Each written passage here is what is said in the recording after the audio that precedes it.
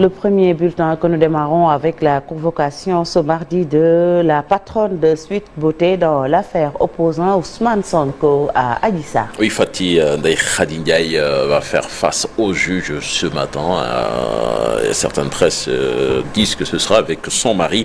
Elle est donc la propriétaire du salon où la dame Adji Sarr a accusé Ousmane Sonko de viol, ce que nie catégoriquement le leader de PASTEF sous contrôle judiciaire depuis le début de cette histoire, il y a plus d'un an. Et puis Cheikh Yérim Seck se retire de la vie publique suite à l'affaire de son fils accusé de viol. Le journaliste annonce la vente de ses parts à Dakaractu, la suppression de Yérim Post. Vous l'entendrez, Fatih, tout à l'heure dans le journal en Wolof. Et puis, coup d'envoi du Forum mondial de l'eau donné hier, plusieurs chefs d'État ont pris part à la rencontre à Diamniadio. Le chef de l'État du Sénégal plaide une gestion concertée pour éviter les conflits liés à l'eau. Le président du Conseil mondial de l'eau, lui, milite de son côté l'annulation de la dette et la création d'un fonds bleu. Les détails de cette rencontre dans cette correspondance signée Abdou Diouf Diagne et Ahmadou Bamba Samb. 2 personnes sur 5 dans le monde vivent dans des régions où l'eau est rare. Les femmes et les filles passent plus de 200 millions d'heures par jour à chercher de l'eau. Convoquant le rapport des Nations Unies, Macky Sall entrevoit une situation pas du tout rassurante. Le 9e Forum mondial de l'eau est là pour crier l'urgence. Ce 9e Forum mondial de l'eau nous donne l'occasion de sonner l'alerte sur la gravité de la situation, afin que les questions liées à l'eau restent au cœur de l'agenda international. Aujourd'hui, il existe des risques très élevés de conflits liés à l'eau dans le monde. Macky Sall, qui prône une approche inclusive, donne ici 3 pistes de solutions. Premièrement, encourager davantage la gestion concertée des bassins transfrontaliers pour prévenir les risques de conflit. Deuxièmement, poursuivre la mise en place de systèmes de régulation efficaces et socialement équitables. Troisièmement, enfin, promouvoir davantage l'économie circulaire d'assainissement. Le président du Conseil mondial de l'eau milite pour l'annulation de la dette de l'eau et la création d'un fonds bleu.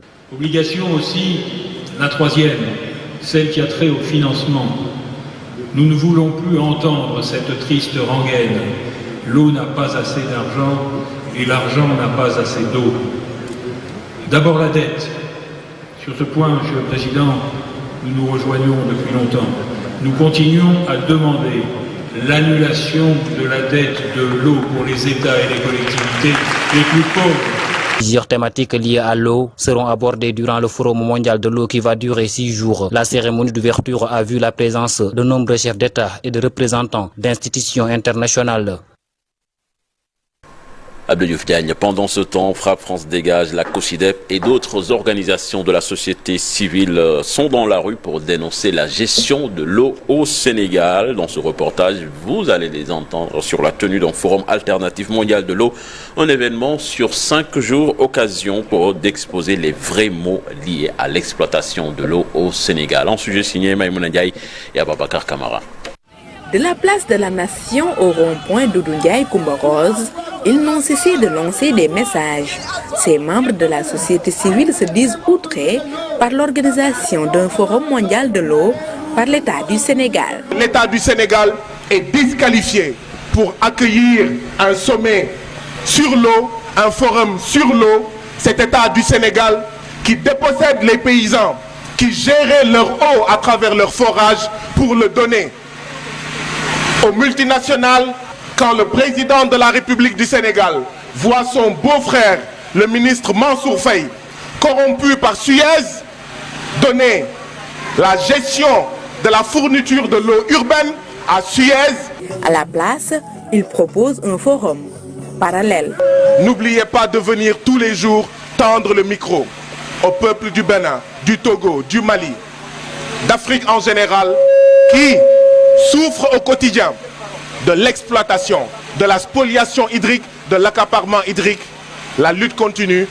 Ensemble, nous vaincrons. La rencontre sera le moment d'aborder plusieurs questions liées aux problèmes d'accès aux liquides précieux. Aujourd'hui, vous avez 40% des écoles qui ont des problèmes d'eau potable, qui n'ont pas d'eau potable. Vous avez aussi 2/5 des écoles qui ont un problème d'hygiène.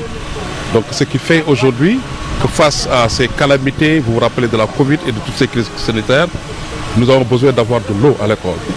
Donc il est important que durant ce forum, que les décideurs puissent prendre conscience de cela et qu'ils puissent avoir des mesures hardies. Guy Marius Sagna et ses camarades donnent rendez-vous à l'opinion du 22 au 26 mars au CICES pour une grande mobilisation. Et puis, premier galop d'entraînement des Lions à Marrakech avait un groupe pratiquement au complet, Chertigan. Oui, Fatih, à l'exception de Boulaye Dia, tout le monde s'est entraîné hier. Les champions d'Afrique, à la veille de leur double confrontation face à l'Égypte, respirent la sérénité, nous dit Maya Silmar, le directeur technique national que nous écoutons au micro de la FSF TV. Parce qu'en fait, donc à 20h50. Donc le premier groupe de staff venant de Dakar est arrivé depuis samedi. Ensuite, il y a le deuxième groupe qui est arrivé dimanche. Et aujourd'hui, pratiquement tout le monde est là. Il ne reste que Boulaïdia qui sera là donc à 20h50. Sinon, ça se passe bien. On est là donc pour la première séance d'entraînement. Et ça s'est bien passé. Et naturellement, en tout cas, il y a eu un bon discours du coach, effectivement, qui a félicité le groupe donc, pour le sac de la Coupe d'Afrique et qui a effectivement parlé un peu de ces deux matchs qu'il faut jouer. Et je pense que c'est important en tout cas pour le Sénégal et pour nous. Et voilà en fait la situation en tout cas aujourd'hui. Et effectivement, donc nous allons passer donc ces 2-3 jours ici à Marrakech. Et le mercredi, on sera donc sur le Caire. Et jeudi, on fera la séance de veille de match. Et le vendredi, on jouera contre l'Égypte. Voilà. Vendredi, donc, rendez-vous est noté à Fatidjan pour la reprise de la compétition pour les champions d'Afrique dans cette double confrontation ô combien importante pour le football sénégalais. Alors, bonne chance et bon courage à nos Lions. Et puis, on va suivre tout cela, Inch'Allah. Inch'Allah. Merci beaucoup, cher Tidiane. C'était les actualités nationales. Rendez-vous tout à l'heure pour les brèves. Tout de suite, l'actualité hors de chez nous.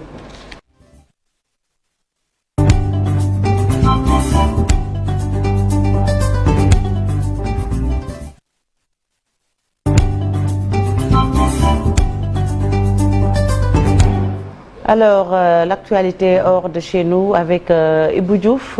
Bonjour Ibou. Bonjour Fatih, à nos très chers téléspectateurs qui nous suivent en ce moment. Bonjour également à la team. Nous démarrons avec cette triste nouvelle. Crash d'un Boeing 737 avec 132 passagers qui n'ont pas survécu.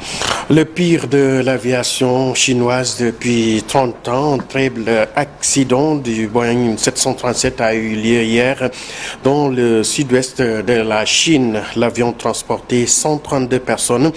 Un bilan très lourd et redouté, un trou béant en pleine forêt, presque aucun débris. Preuve de la violence de l'impact. Lors de l'accident, les secours tentent de se frayer un chemin donc à la recherche de survivants.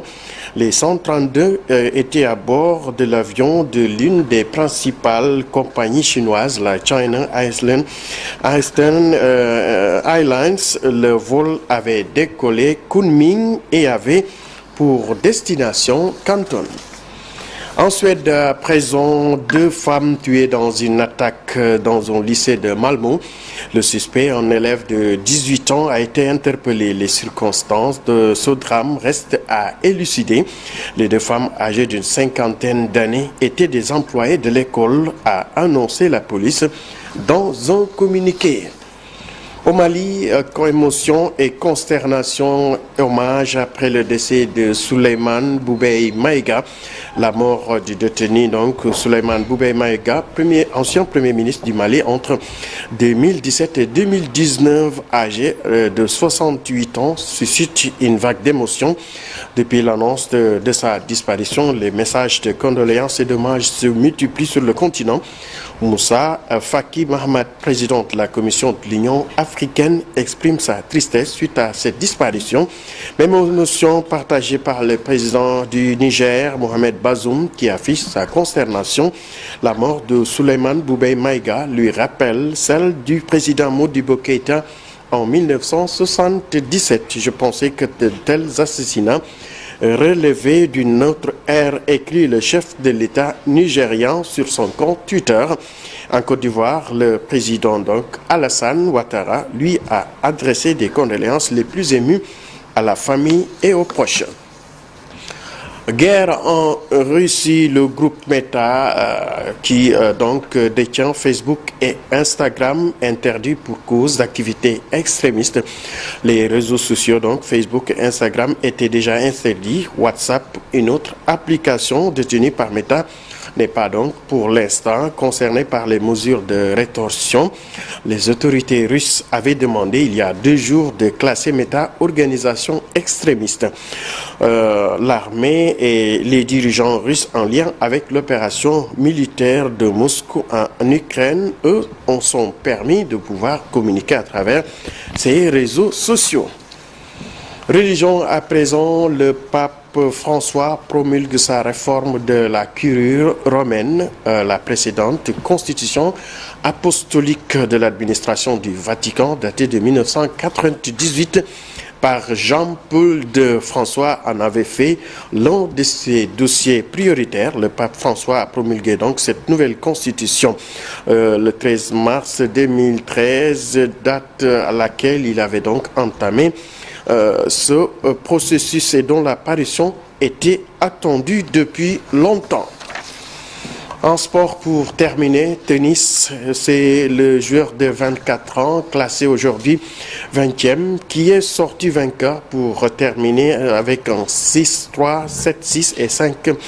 Mettons à terre le Rafael Nadal, le tennisman américain, a déclaré que sa séquence obstinée et sa grande tolérance à la douleur l'avait aidé à remporter le titre d'Indian Wells après une blessure à la cheville et presque forcé l'Américain à se retirer de la finale.